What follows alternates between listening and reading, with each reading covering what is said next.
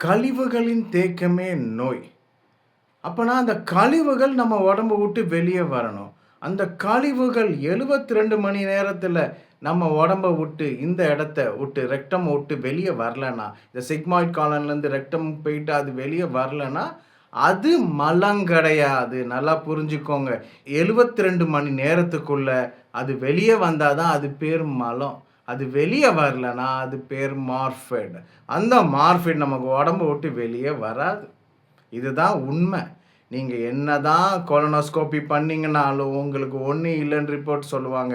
ஒரு 60 வயசு மேல இருக்கவங்களுக்கு, உங்களுக்கு ஒண்ணுமே இல்ல சார். எல்லா டெஸ்ட்டுமே கரெக்ட்டா இருக்கு. எல்லா டெஸ்ட்டுமே ஆவரேஜா இருக்குன்னு சொல்லுவாங்க. ஆனா, உங்க உடம்புல இருக்கிற உபாதைகள் உங்களுக்கு தான் தெரியும். உங்க உடம்புல இருக்க வலியும் சரி, உங்க உடம்புல இருக்க நமைச்சலும் சரி, உங்க உடம்புல இருக்க நம்ப்னஸும் சரி, உங்க உடம்புல இருக்க தளர்ச்சியும் உங்களுக்கு மட்டும் தான் தெரியும். இதுக்கு எல்லாமே காரணம் உங்க 2ஆம் மூளையாகப்பட்ட இந்த பெருங்குடல் இப்படி சுருங்கி இருக்கும். இப்படி சுருங்கி மட்டும் இல்ல. அந்த பெருங்குடல்ல உங்களுக்கு நீங்க சாப்பிட்டு ஜீரணமாகாத பொருள், இது கேஸா ஃபார்மேஷன் ஆயிருக்கும், பித்தங்களா ஃபார்மேஷன் ஆயிருக்கும், இந்த மலமா, இந்த மார்பிடா ஃபார்மேஷன் ஆயி, இது எல்லாமே இதே போல குண்டு குண்டா, குழி குழியா இறுகி போய் உங்க பெருங்குடல்ல தேக்கமா இருக்கும்.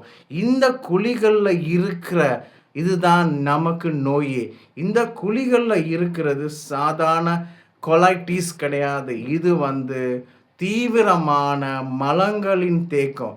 அந்த மலங்கள் எப்பேர்ப்பட்டதுன்னா, சில குழிக்குள்ள கெட்டுப்போன பித்தங்கள் இருக்கும்.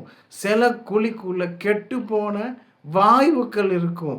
சில குழிக்குள்ள ரொம்ப வருடமா தேங்கின, அதாவது கார்பன் கன்டென்ட்டா ஆன, கார்பன்னா நம்ம மலங்கள், நம்ம சாப்பிட்ட ஃபுட்டு தான் மலமாது. அந்த ஃபுட்டாகப்பட்டது ஒரு காலகட்டத்தில ஒண்ணுமே இல்லாம பொசுக்கி வெறும் கார்பனா ஆயிடும். அது எவ்ளோ பெரிய கன்டென்ட்டா இருந்தாலும், ஒரு பானை நெறைய சோறும் இத்துணூண்டு கார்பன் ஆயி கட்டியாயிடும்.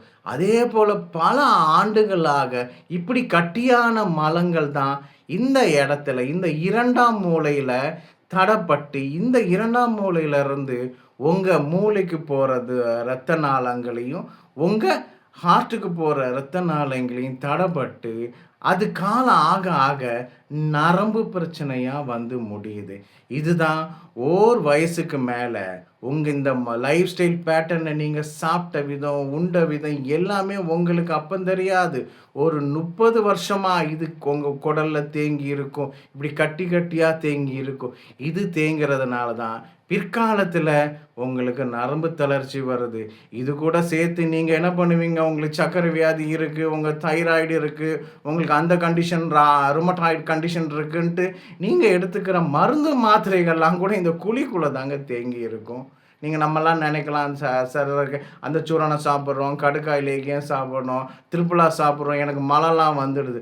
மலம் வர்றதுக்கு யாரும் சாப்பிட்றது கிடையாது. நல்லா புரிஞ்சுக்கோங்க.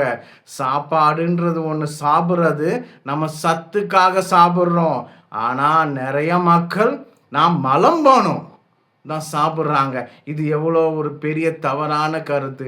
அப்பன்னா நீங்க மலம் போகல. இது பல ஆண்டுகளாக தேங்கிய மார்பிட். அந்த மார்பிட வெளிய எடுத்தா தான் நமக்கு புது ரத்தங்கள் உற்பத்தி ஆகும். அந்த புது ரத்தங்கள் ஒரு 3 மாசத்துல இருந்து 1 வருஷத்துக்குள்ள உற்பத்தி ஆக ஆக இந்த குடலாகப்பட்டது அதோட வேலைய செய்ய ஆரம்பிக்கும்.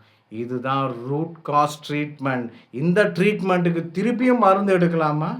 இந்த ட்ரீட்மெண்ட்டுக்கு திருப்பி கஷாயம் குடிக்கலாமா? இந்த ட்ரீட்மெண்ட்டுக்கு திருப்பி ஏதாவது சாப்பிடலாமா? இதுதான் மக்கள் மனசுல இருக்கு.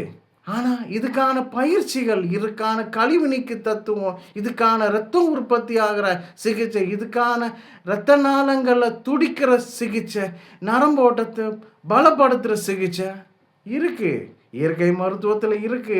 அதுதான் சொல்லுவோம். அதுதான் சைக்காலஜிக்கல் கவுன்சிலிங் குடுப்போம். அதுக்கான சிகிச்சை முறைகள் இருக்கு. அந்த சிகிச்சைகள் பண்ண பண்ண இரத்தங்கள் உற்பத்தி ஆகும். உற்பத்தி ஆகுற இரத்தத்துல ஆக்ஸிஜன் அணுக்கள் பெருகும். அந்த ஆக்ஸிஜன் அணுக்கள் பெருகுனா, ஒரு 3 மாசத்துலேருந்து 6 மாசத்துக்குள்ள ஓரளவுக்கு நம்ம உடம்ப தேத்திக்கலாம். நம்மளே நம்ம மலம் போற அளவுக்கும், நம்மளே நம்ம பாத்ரூம் போற அளவுக்கும், நம்மளே எந்திரிச்சு நடக்கிற அளவுக்கும் நம்மளால செயல்பட முடியும்.